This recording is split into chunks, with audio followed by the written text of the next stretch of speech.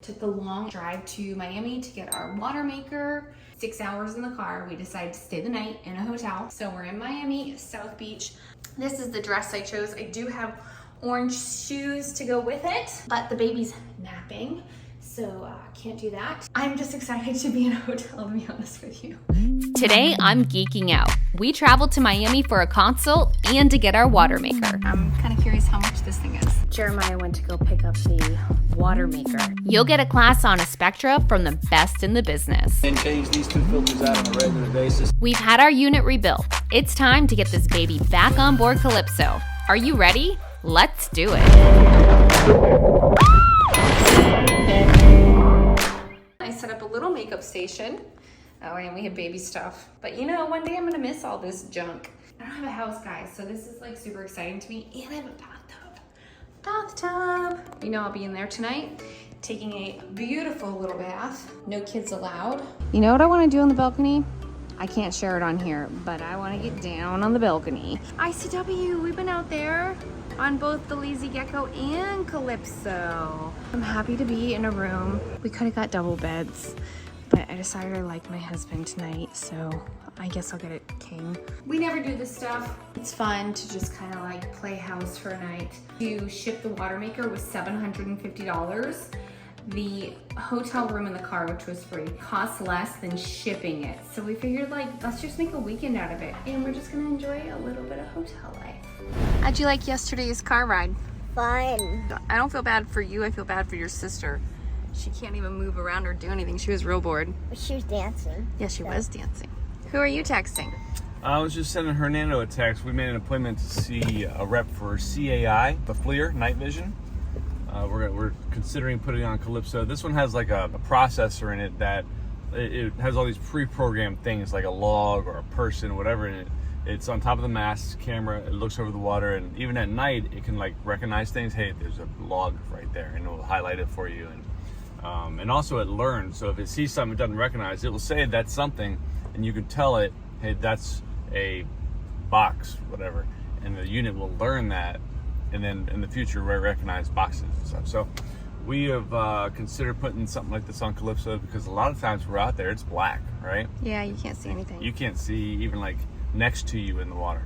And I'm always pointing like spotlights up there and stuff. And this will allow us to see even at night clearly from the helm at the chart plotter. So I've been talking to this guy for like 6 months or something like that. Now that we're in Miami, we're gonna go ahead and go check the unit out and maybe put a deposit down. We have to order it from Europe. So it has like a 6-week shipping time or something. So we'll see.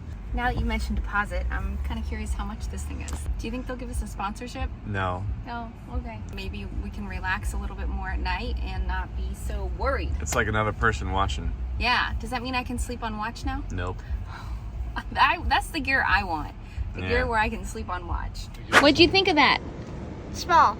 That's good for the boat. Yeah. I thought it was going to be like this. It's really like this. Yeah, it's very Small tiny. and light, and went through the screens. We saw how it operates, like the infrared and the color and all that. So like during the day, you'd use like the color camera, and at night you'd use the infrared one to be able to see. And then there's like radar type looking screens too, but it's not radar. It's just putting it in that type of a layout for you. But I think you'll really like it. It's gonna make you be able to see at night. That's awesome. Yeah. So- And not only can you see at night, it is also looking for stuff for you. So you don't have to sit there and like try to look at the screen and whatever. It doesn't even have to be on the chart plotter. It could be running in the background. It's always running when the boat's operating or the chart plotter's on. Very neat. So you ordered one. How long until it gets here? 4 to 6 weeks coming from Europe. We can't wait to get this thing on the boat. The next day, we were scheduled to pick up our water maker after a complete rebuild. I went to go pick up the water maker. So it was about a half an hour from where we're at in Miami.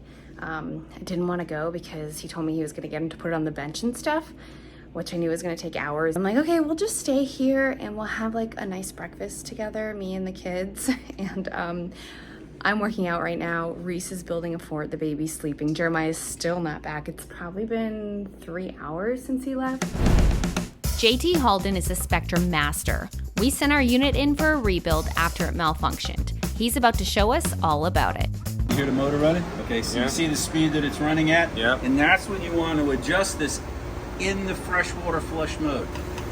Here it's speeding up. Yep. Or you can just watch that fan down there too. Usually though, I'm gonna slow it down a lot. It runs a lot lower than that in the freshwater flush. Okay. What he's doing is running a magnet over a little sensor that slows the motor down. There's another sensor on the top that speeds the motor up. So tacky. See, now the motor's running a lot slower. Yep.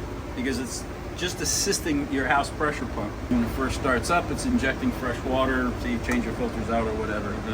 Okay, kind of help purge a little of the air out. Then she'll go in your 10-second countdown, and then she'll crank up and start running. Now she's running a bit dry, but if there's an electrical issue, we'll hear it. Right. That motor's purring like a kitten. As it's flushing, you can adjust the speeds. This is extremely critical. This is where a lot of people screw up. It's setting up the freshwater flush properly.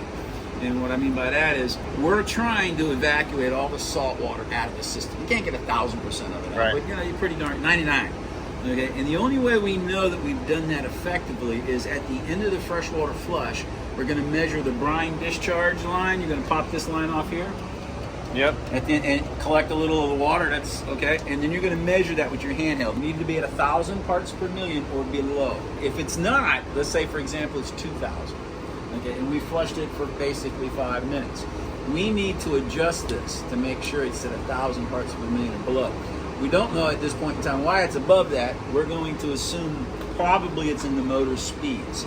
Okay, because what's happening is when it calls for a freshwater flush, there's a coil over here that opens up, which it is doing.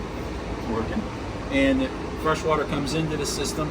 Okay, but it's dependent on the flow and pressures that we're providing it with your house pressure pump. Every boat's going to be different. You give me 10 identical water makers, 10 identical boats, 10 different freshwater setups. So everything's adjustable to your particular boat. What's happening is if we call for a freshwater flush and this motor's running at full speed, like full operational speed, it's going to demand far more water than you can provide it.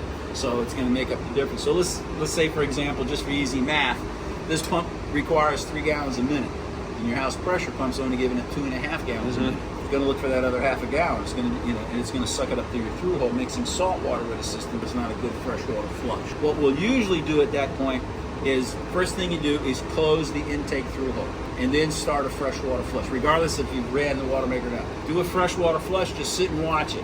Wait, see if it goes through its 5 minutes.